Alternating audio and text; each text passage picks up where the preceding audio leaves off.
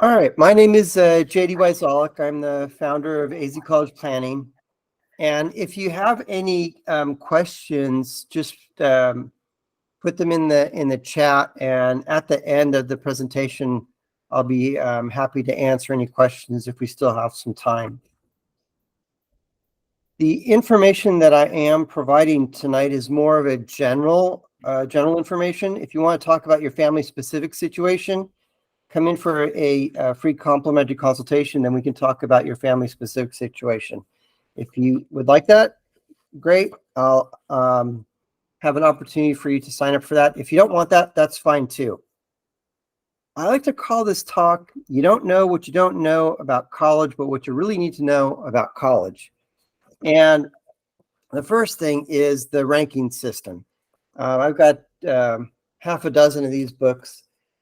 And you probably have seen these before. There's a variety of different publications that produce college rankings, Money Magazine, Forbes, and US News World Report is probably the most prevalent one of the ranking systems. And there's a variety of different areas that are ranked. Have you asked yourself, why would a college give out scholarships? Is it because they're generous and kind, or is it because they want and need a specific student? And the answer is because they need a specific student.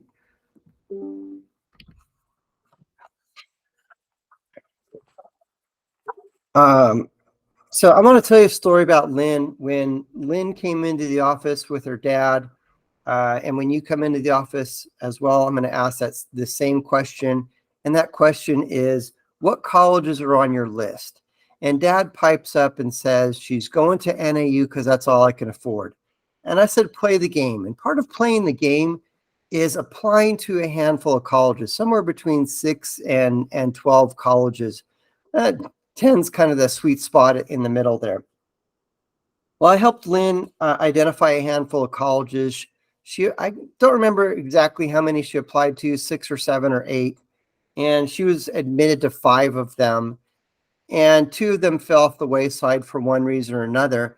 And it came down to these 3 colleges: Willamette University in Oregon, Whitman College in the state of Washington, and of course, NAU. Well, we helped Lynn with her applications. We helped her with her essay. We showed her how to properly market herself to the college so that college looked at her and says, yes, we want you and we need you. And the first college that admitted her was Willamette University. And Willamette offered her $25,500 in scholarships. Now, this was back in 2010 when the sticker price was about $45,000. We can kind of translate these numbers to today as well, but you'll get the basic idea. And I've got some more current examples as we progress through today's presentation. The short story of it is, Lynn was super excited. She was on cloud 9 for days, got some scholarships, got admitted, and Dad not quite so much because we still got a $20,000 gap. The next college that admitted her was NAU, and Dad's out-of-pocket cost was $10,650. Dad says, I can do that. I'd rather not. And that. The offering that she was offered would be the equivalent of the lumberjack today, which is about all of tuition or half the cost of the college. Okay. And then the last college that admitted her was Whitman College. And Whitman offered her $40,750 in scholarships, and Dad's out-of-pocket net cost was $5,000. Whitman gave Lynn full tuition plus most of the cost of the dorm and the meal plan. Now, the question is why did they give her these scholarships? And the answer is because that college needed her. They wanted her. She made a positive impact on one or more categories that was ranked by that college. So for the colleges that your student plans on applying to, figure out what categories that are ranked that the college values, then do things that can help with those rankings. And AZ College Planning, we can definitely help with that. Okay. So they looked at Lynn and said, yes, she's going to make a positive impact in our rankings. And one of the categories was girl going into a mostly male dominated major. Don't ask me which one, I don't remember.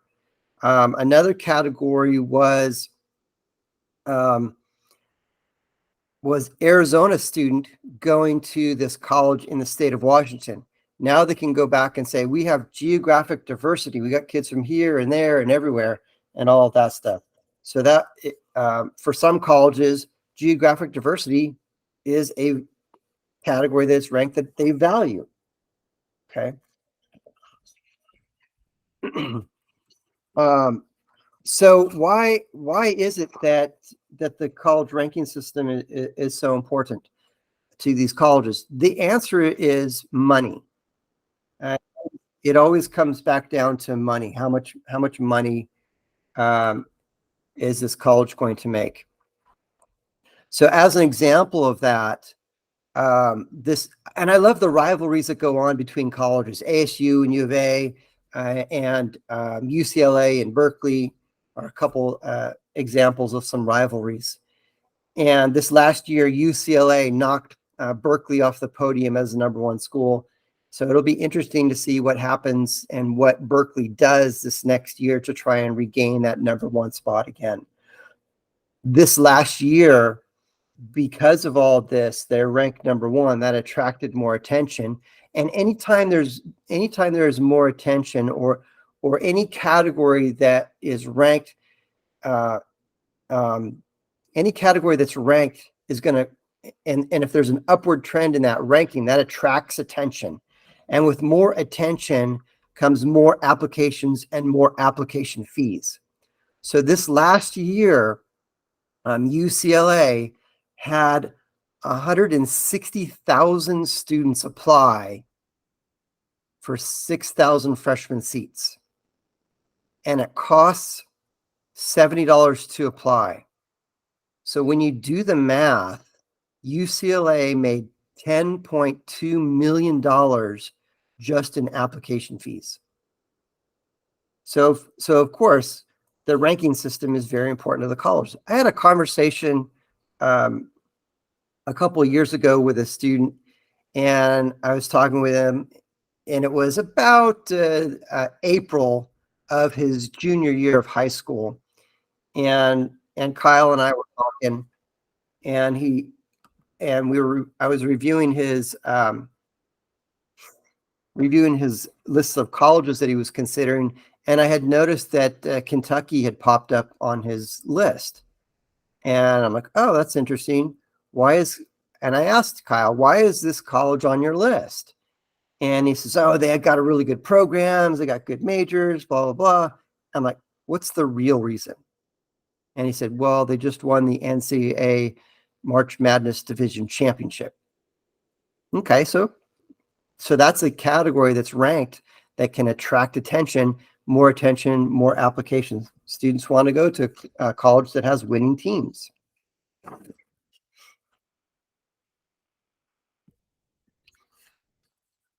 So I want to talk about the cost of attendance. And when we talk, there's a few acronyms that you need to learn, and COA is one of them, cost of attendance. And cost of attendance incorporates everything.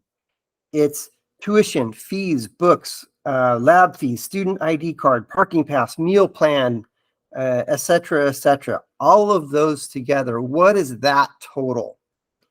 And if we're looking at any of the state schools, well, before I answer that,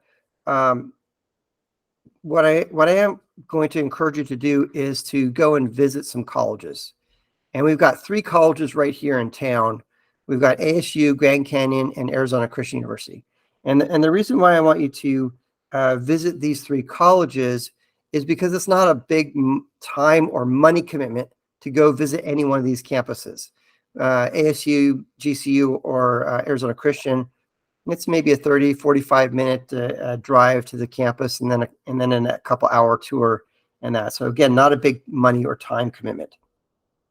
So ASU, their sticker price is about $33,000 to $35,000 per year.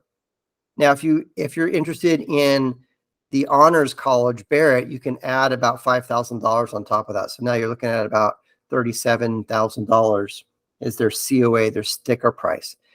And if you're looking at U of A or NAU, they're all hovering around the same price, about 33 to 37,000, depending on if your student is applying to the honors college or not. So go and visit these colleges, because when you do fly out to Chicago and you look at Chicago, Loyola Chicago, or you go visit University of Chicago or any other colleges there, or let's say you fly out to Massachusetts and you visit a couple colleges out there, you've got something that you can weigh, balance, compare, and contrast. And you're not going to be all starry-eyed and wowed at the first college tour. When you visit a college and when you talk to a recruiter, if after that you don't have the impression of, wow, I really want to apply to that college, I really want to go there, then they did a bad job. That's their job, is to try and sell you on their college, sell you to apply and ultimately attend their college. Well, one of the categories that's ranked is most expensive college. And Sarah Lawrence University in New York, they like to claim the #1 spot for that, but they got knocked out. They're at $86,000 per year is their sticker price. Stanford looks like they've topped it at $96,000 per year. And then Duke is about $94,000, and UCLA out-of-state cost is about $65,000. So if you really want to scare yourself, do this. Go to the college's website, and in the search bar there, type in cost of attendance. It'll bring you to that page. Add all of those numbers together, and then multiply it times 4 years. And then multiply it again times the number of kids you've got. I've got 2 kids, 3 kids, etc. That's enough to give anybody a coronary right there. And have you asked yourself, how in the world are we going to be able to afford and pay for it? Well, I've talked to a lot of different families, and these are some ideas that they've told me as ways to possibly pay for college. And always the first one that comes up is private scholarships. And private scholarships are scholarships that your student has to apply for, and then they can win it. So if your student gets a letter or an email that says, congratulations, you've won this scholarship, and they haven't applied for it, it's probably a scam, especially if that letter says mail us $100 and we'll tell you which one you've won. So the first thing is they have to apply for it. And if they win it, it's portable. They could take it up to NAU. They could take it over to Texas and go to and use it at TCU. They could take it over and use it at UC San Diego. It's portable that way.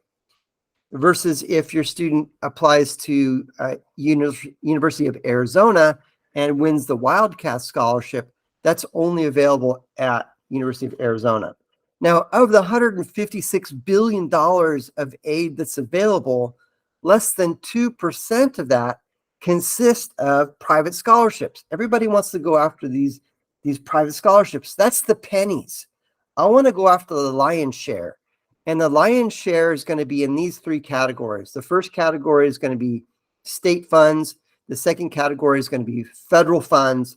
And then the third one, this is the big kahuna, and that is the school endowment funds. One of the fun things that I like to do is go to a search engine, type in the name of the college.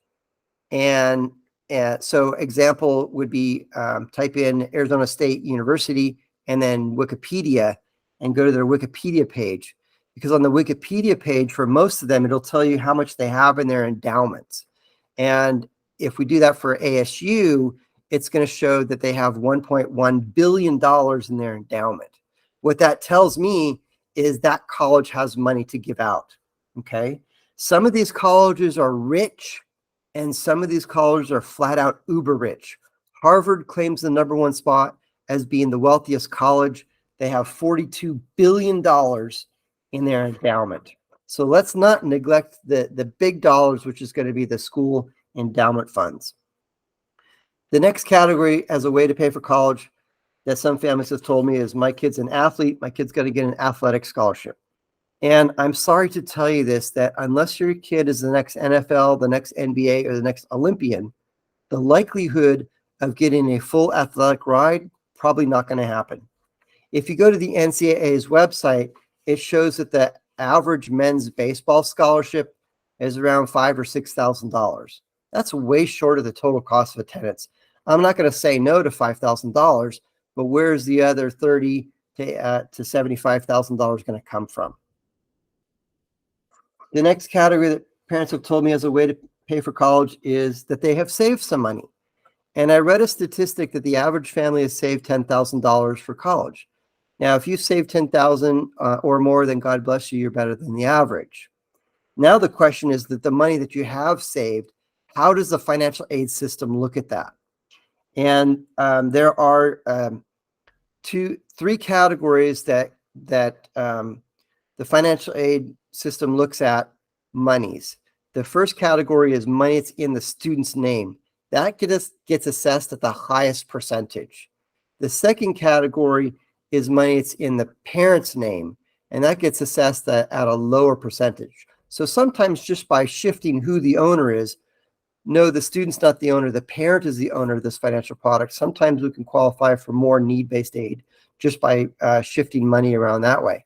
And then there's a third category, and that third category is money that's in the retirement system. That is not counted at all. So ideally, we want to have the bulk of your money in that retirement sheltered hidden category.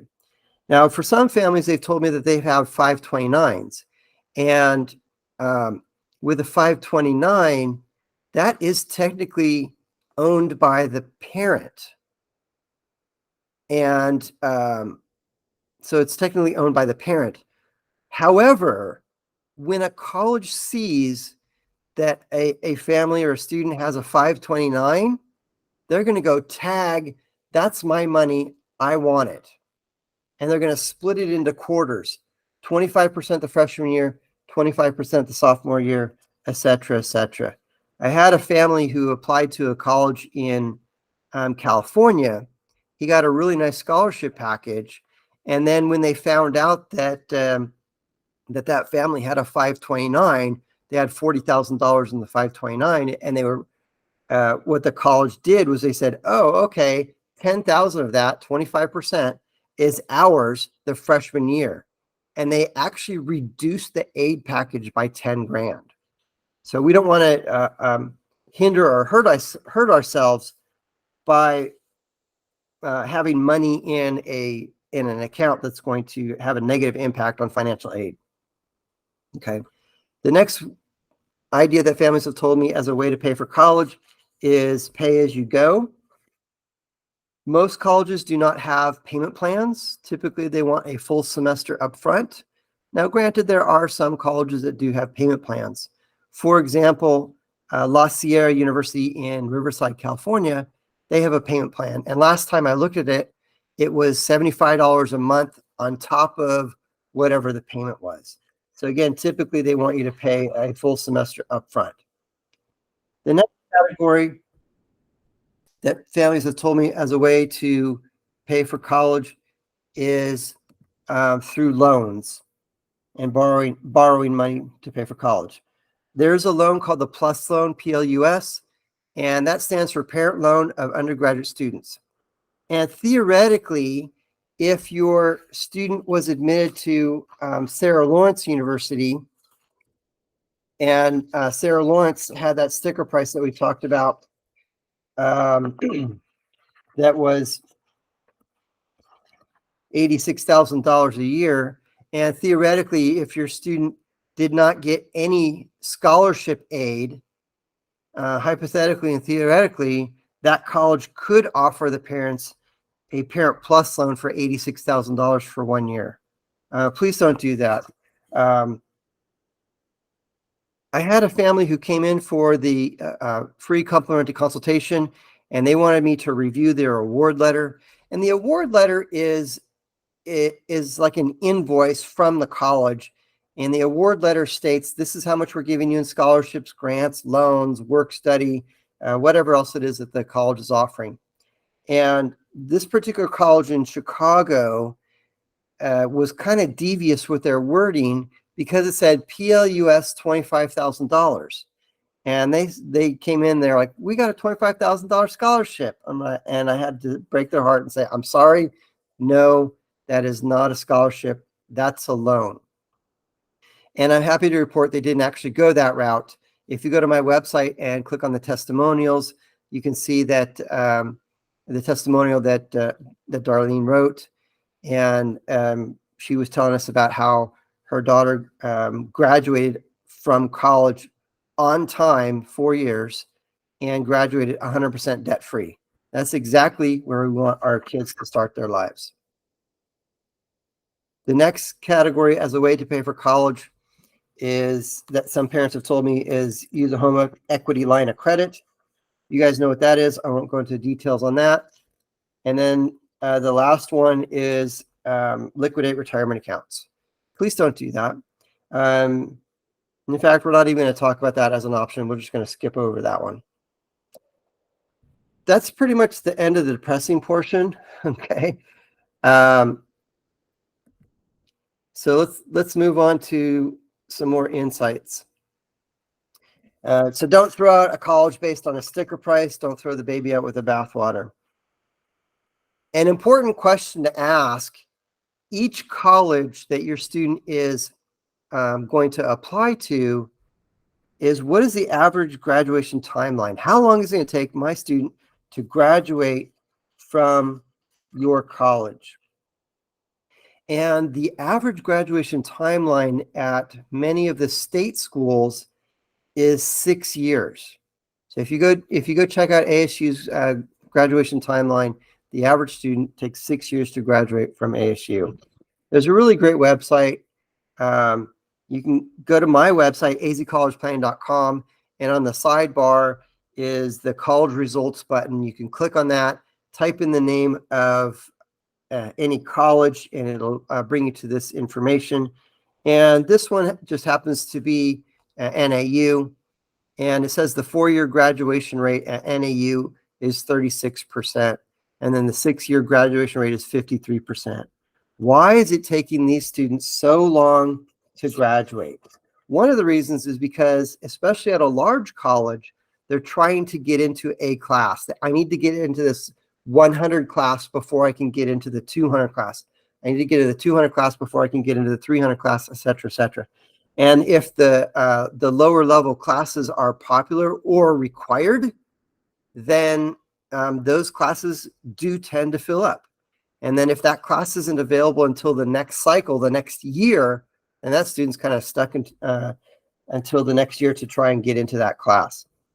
That's one reason. But the most prevalent reason is because this week I'm a biology major. No, I think I'll try philosophy. That sounds really cool. I'll try that. No, I think I'll go over here, architecture. I'll try that. Every time a student changes majors, that pushes the graduation window out further and further. So one of the things that we do at AZ College Planning is we help with that. We help students figure out what career and what major to study so that when they do go to college, they're more solidified with, yes, this is the direction I want to go into, and they're less likely to change their major and change their mind. And we do that with an award-winning career assessment tool.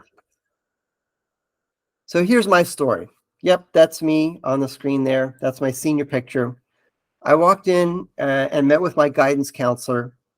And as I walked into her little tiny office, I said, hello, Miss Nuss. And she greeted me. Hi, JD, how are you?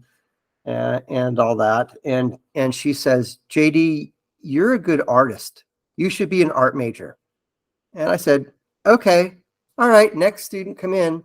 And that's about how much time I spent with my guidance counselor. So no offense to any of these guidance counselors, they're overworked and overbooked. Well, I went home and I thought about it for all of about 37 seconds. I thought, artists don't make any money. I've got to do something else. And at that time, there was a TV show, and maybe you guys remember this TV show. It was 30 something. Gary and Elliot had an ad agency, had a beautiful office, beautiful wives, all that stuff. And I said, oh, graphic designer, I'll do that. Also around that same time, at the beginning of my senior year, I was talking with a friend of mine who was a freshman at Biola University in Los Angeles. And as I was talking with him, he was telling me about all the amazing, awesome things about the college. And he was telling me about the amazing beach bonfire parties that they had. And they were awesome. I won't go into details on that. And then he says, all the girls here are super cute. I'm like, okay, that's 2 check marks, yes. And then my next question was, do they have a graphics department? And he says, yeah. And I said, dude, I'm in. And that's how much thought when I put into picking my college, picking my career, and all that stuff. Well, what ended up happening, and I recommend this for your student as well, not the negative side, but the positive side. And the positive side is I got an internship. I do highly recommend that for your student as well. Well, I got an internship in my junior year at a graphics house, and I figured out I don't want to do this the rest of my life, and had to reset and all that stuff. So AZ College Planning, we're going to help with that. Yes, we can help. So there's 2 main financial aid forms. You probably heard about some of them. The first one is the FAFSA form. And typically the FAFSA form opens in October of your student's senior year of high school. And this year, it's not going to open in October.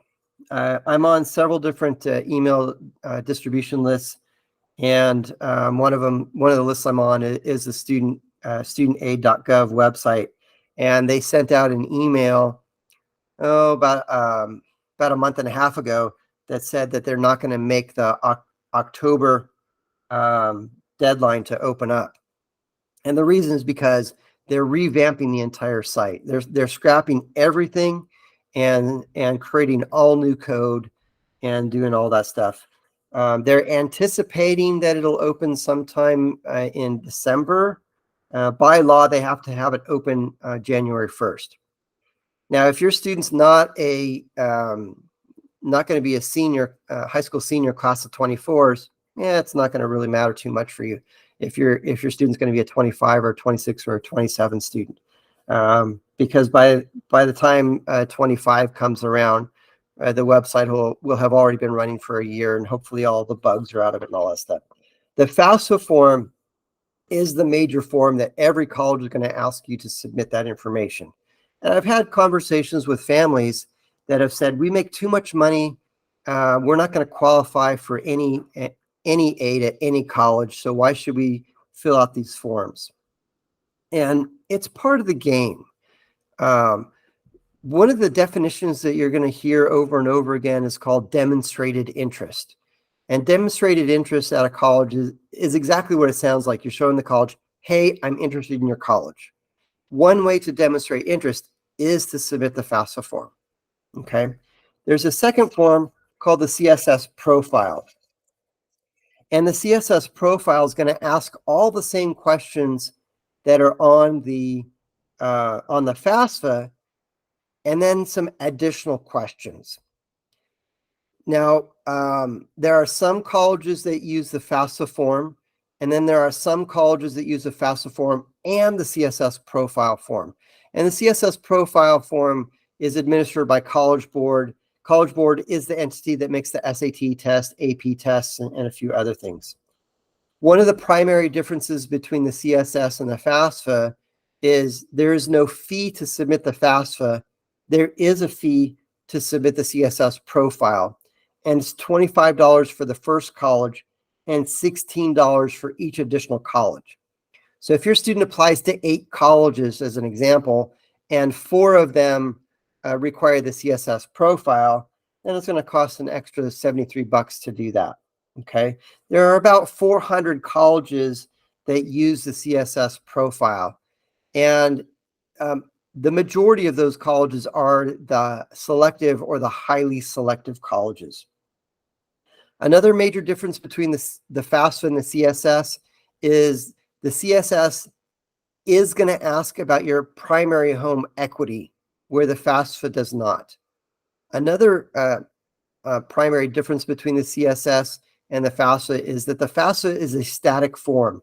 Colleges cannot add or subtract questions. Whatever questions are on there, that's what's on there. The CSS profile, in the supplemental questions section, colleges can add whatever questions that they want. An example is for MIT, and MIT uses a CSS profile. In their supplemental questions section, they ask the question, what's your kid's cell phone number? Well, I've got a conspiracy theory for that one, okay? Another question that some colleges are asking in the supplemental question section on the CSS profile is, what's the make, model, and year of your vehicles? Well, JD, why are they asking that question? Because if you're claiming that your income is $50,000 a year and you're driving a 2023 Bentley, those don't match. And then they're going to start asking more and more questions. Okay. So again, families have said, we make too much money. Why should we even bother with this? I'm not going to tell you the name of the college. I'll just give you their initials, USC. Okay. USC is notorious for rejecting students who do not supply to their college everything that they're asking for. And those things that they're asking for is, in addition to the FAFSA and essays and resumes, is the FAFSA and the CSS profile. The reason why USC is asking for both of those financial aid forms is because they want to know, if we admit your kid, can you pay? Okay. And there are some strategies that we can employ to maximize all of these things. I'm not going to go into the details on all that just yet. So wait for it.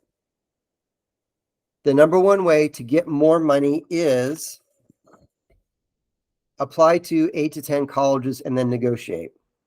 The thought is to apply to some reach colleges, some target colleges, and some safety schools and all that.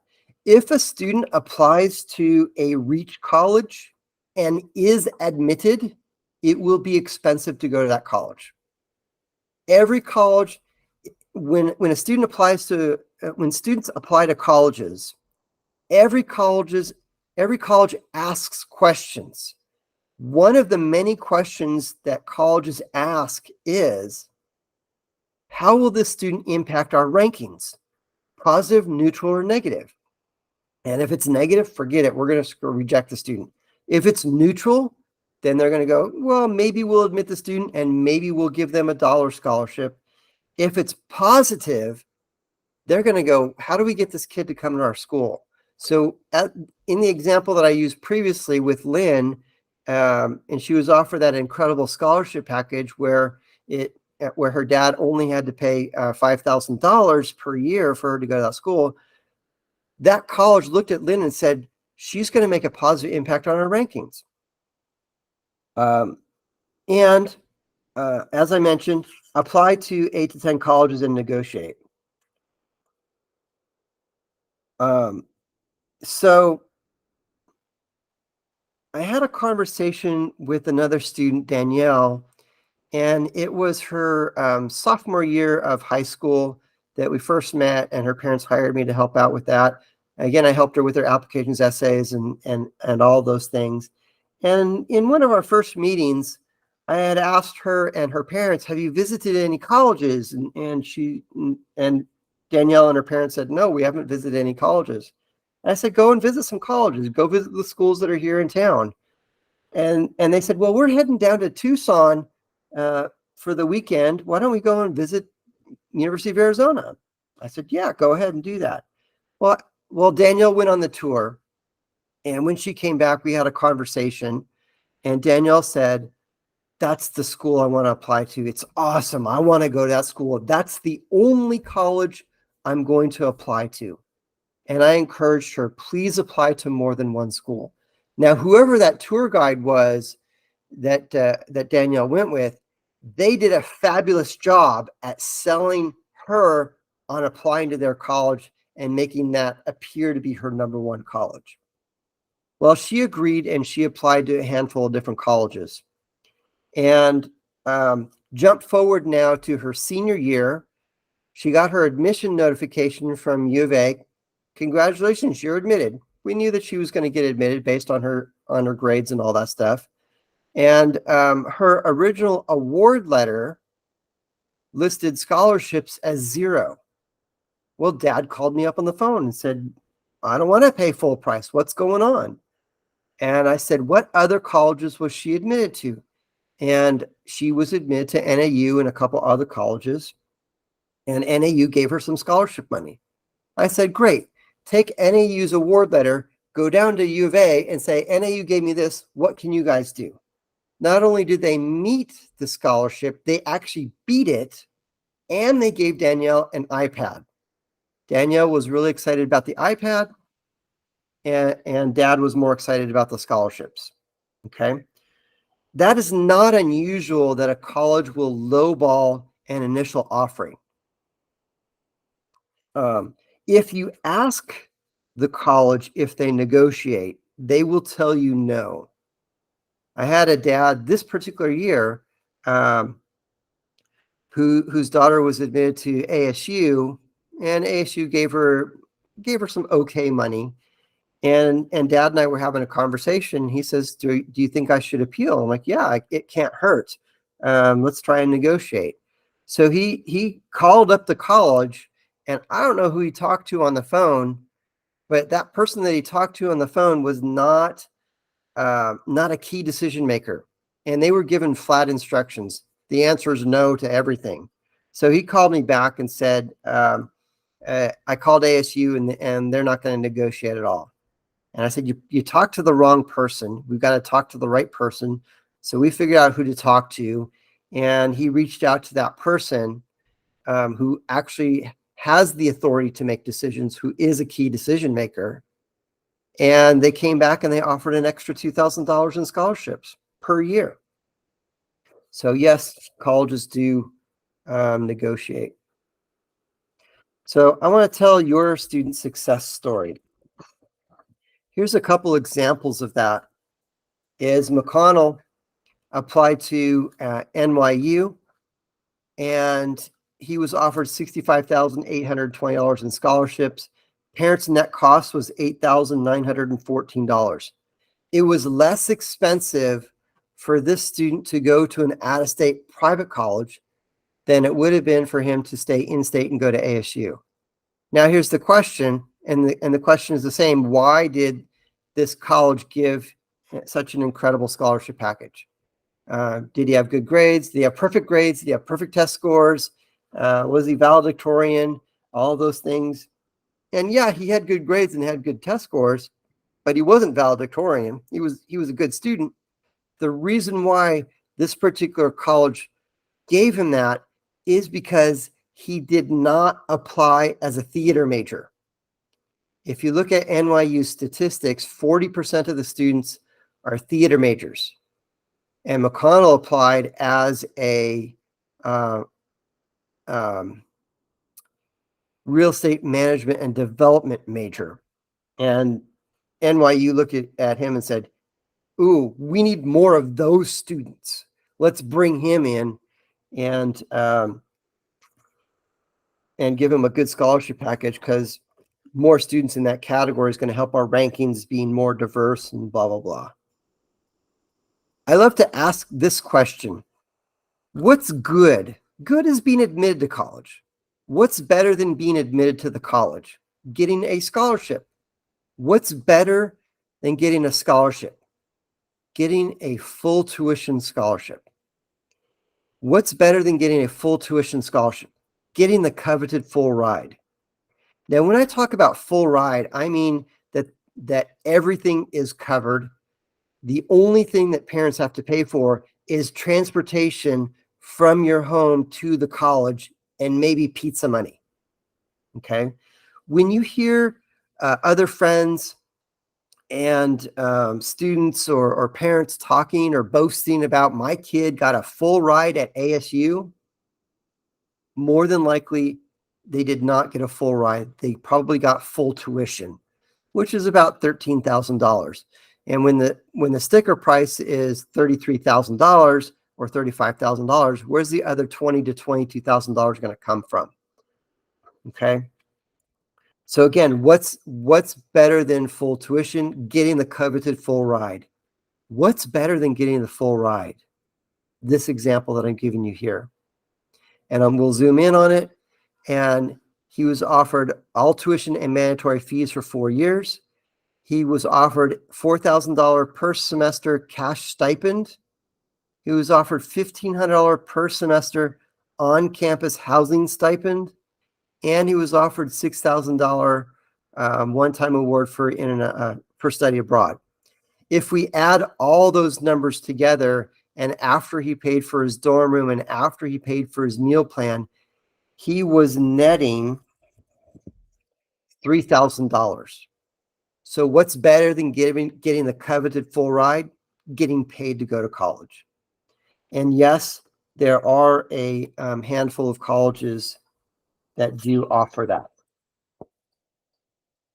Here's another example. Nicole was admitted to WashU, $45,000 in scholarships. Parents' net cost was $11,000 per year. Same story. It was less expensive for Nicole to go to this college than it would have been for her to go to ASU.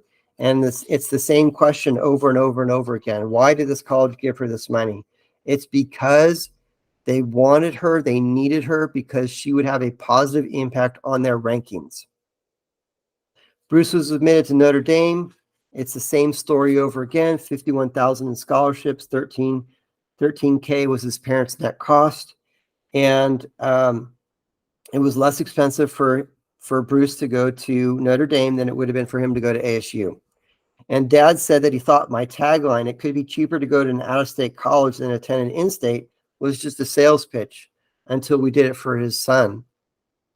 Well, we did it again for his daughter, who is at TCU, and she is she's going into her senior year, so she'll be graduating in about a year.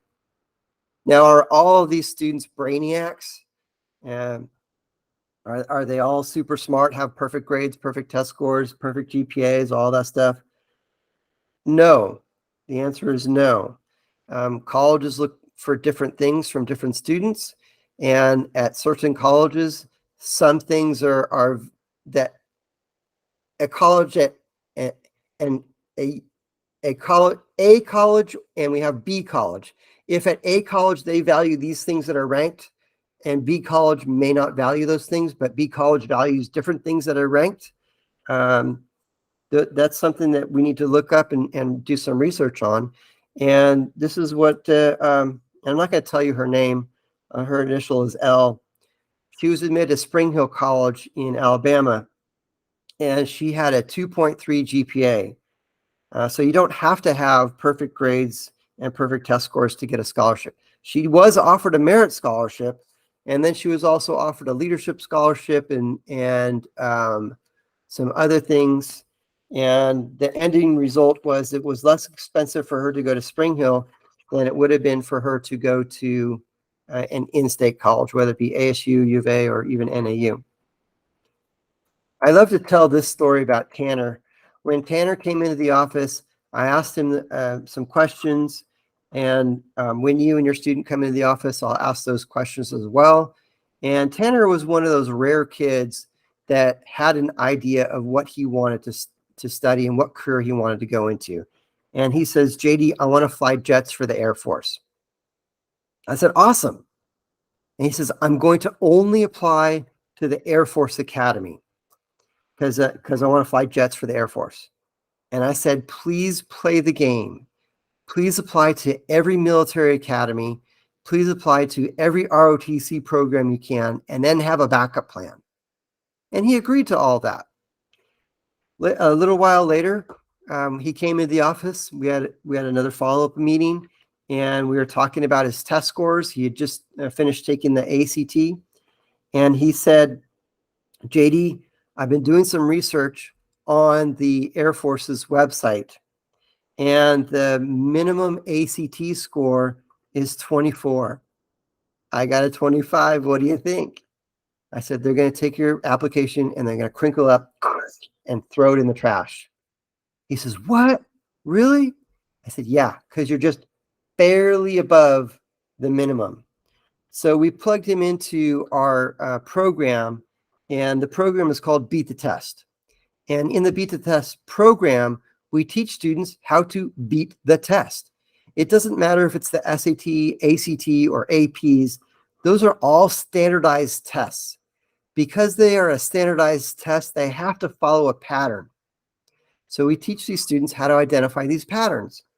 And the short story of it is Tanner went through the program and he ended up with a 29 ACT score and was admitted to the Merchant Marine Academy in Kings Point, New York. Now, when you graduate from West Point, your assignment is in the Army. When you graduate from the Naval Academy, your assignment is in the Navy. When you graduate from the Air Force Academy, your assignment is in the Air Force. When you graduate from the Merchant Marine Academy, your assignment is in, trick question, anywhere you want to go. So when they were handing out assignments like, Tanner, where do you want to go? He says Air Force. And he is now flying jets for the Air Force. Here's another great story about Jonathan. And the story is the same, helped him with his applications, helped him with his essays. We helped him identify a handful of colleges. He applied to those colleges. And he was admitted to George Fox University, which is right outside of Portland, Oregon. And it was late March, early April of his senior year. Jonathan and his parents and I were having a roundtable conversation. And his parents said, we are willing to help you go to college, Jonathan, but we're only willing to spend this much money. Anything above that is going to be on you. You've got to earn scholarships or loans or work study or sell a kidney or whatever. Anything above what we're willing to spend, you've got to take care of that. Well, he was offered a pretty good scholarship package. And the scholarships that he was offered, plus what his parents were willing to pay, we were $5,000 short. And Jonathan says, I've got a really great idea. What if I defer admission? And yes, you could do that. Almost every college, you can defer admission. And the process is pretty simple. You reach out to the college, fill out the appropriate form, and tell them, please hold my spot for 1 year. I'll attend your college in a year. And yes, you can do that at most every college. So Jonathan says, I'll defer admission and I'll go get a job and I'll save up $5,000. I said, then what are you going to do? You work for a year and then work for a year and then go to school for a year and then take another year off and work again and then take 8 years to graduate? I said, no. Here's what I would like you to do, Jonathan. I would like you to call the college and call your recruiter contact. Jonathan, do you know who your recruiter contact is? Now I'm asking him loaded questions because I had already instructed him on how to develop rapport with that recruiter. And Jonathan goes, yeah, of course I know who that is. And I said, call that person up on the phone, and I want you to say this. Thank you very much for admitting me. My parents and I were talking, and my parents are willing to spend a certain amount to pay for me to go to college. And the amount that they're willing to pay, plus the scholarships that you've given me, I'm $5,000 short. What can I do? And poof, magically, another $5,000 scholarship appeared. And Jonathan graduated from George Fox University in 4 years. Here are some examples of students who did the work, were coachable, and followed through and got the results. I told you the story about Bruce. This is his sister. She's going to TCU. She was offered $216,820 in scholarships for 4 years. And parents' net cost was about $8,000. This is her brother. He got $204,000. Sister got a little bit more. We're not going to tell Bruce. That's okay. Here's Cole. Cole is finishing up at LA Tech, and he was offered full tuition plus.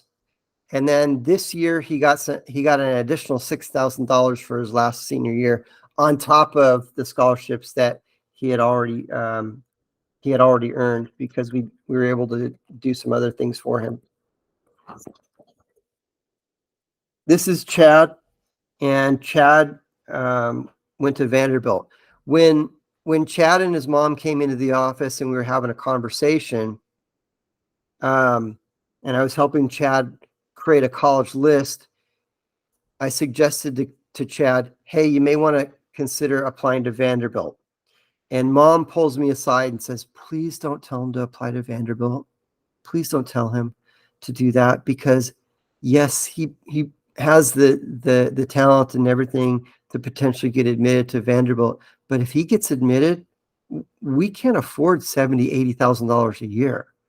And I said, play the game. Please play the game. The long story short of it, Chad was offered $231,000 in scholarships over 4 years, and his parents' net cost was about $6,000. Right after that, I got a very nice email from Chad's mom. Okay.